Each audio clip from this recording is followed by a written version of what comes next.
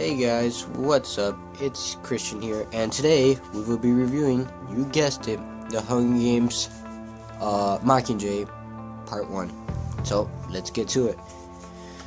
So, if many of you don't know, which is strange, but would be strange, but the Hunger Games, it's a trilogy series written by Suzanne Collins. I read the books, fairly good, not the worst books out there, but if you didn't read them, I encourage you to.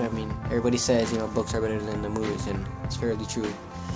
But let's start off with the film. So the film came out November 21, 2014, and I saw it opening night at a local iPic theater, nice beautiful theater to go watch movies.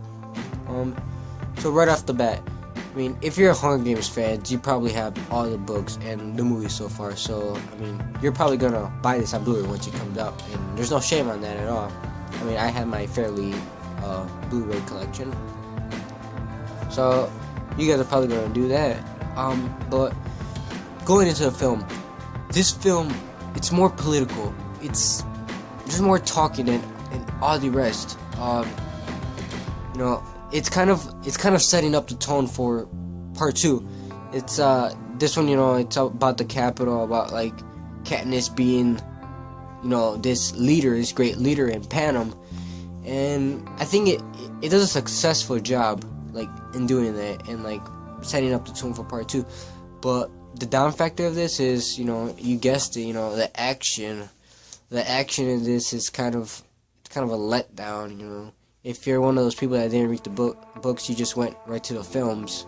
You probably liked Catching Fire and the Hunger Games, because there's a lot of action there, And I'm guilty of that, I loved the Hunger Games and Catching Fire, I thought they were great. Catching Fire being my favorite so far.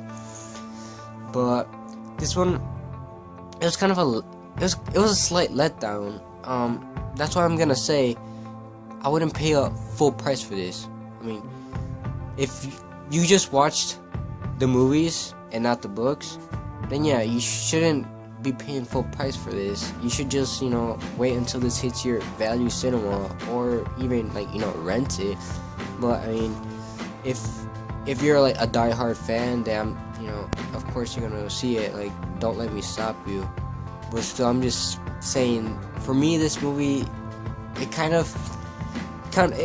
was let down, I kind of expected more, but just seeing the trailer and the film, the trailer kind of gave away all the action in a sense. The trailer had that one dam scene with all the water. It also had Katniss shooting down this aircraft, and when I was watching this in a film, it kind of I kind of knew it was gonna happen. I was like, oh, I saw this is gonna happen. And that kind of I don't know if they should have put all the action in the trailers, because that's technically all the action scenes that there were. I will say this, one of my favorite parts was kind of the ending. There's soldiers entering the Capitol. I won't go into spoilers, but I thought that was a neat part of the movie. I think the actors did really well. You have your Jennifer Lawrence, your Josh Hutcherson, your Liam Hemsworth. Josh Hutcherson isn't really in this film. A few parts. He's taken by the Capitol and kind of brainwashed. But I kind of got to give props to Liam Hemsworth. This is a movie that he's actually he's a breakthrough star. In the past, he was rarely seen on screen, but in this one, it's kind of him and Jennifer Lawrence throughout the whole movie. And I liked it. I thought director Francis Lawrence did a good job portraying on that. But this movie's really good. I can't argue that. It creates suspense for part 2. But as a movie as itself, let's say this movie was by itself, no trilogy was included, then it's not as entertaining.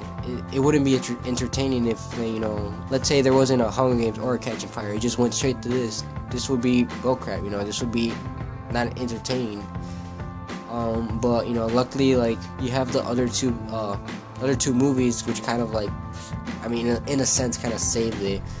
But yeah, I mean, it's doing, as I've heard so far, it's doing, you know, great in the box office. I think it generated 55 million in its opening night. You know, it's impressive, you know. But just the thing that annoyed me the most is that this movie didn't end in a cliffhanger as it should have. This movie kind of, it just leaves you like in the middle of the story, you know, like I don't know, like, I just didn't like that. It was just like as if the director, Francis Lawrence, he kind of just you know, said cut, and then that's it. He's all like, cut, that's it, like, just end it, you know. It wasn't a very thoughtful way to kind of end it, you know. That, but I mean, you know, we gotta wait another year.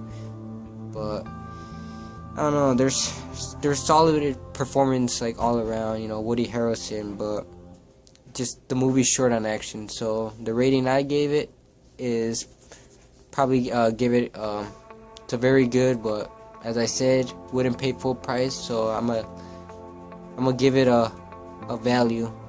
So go see it on value or go rent it, but still go see it.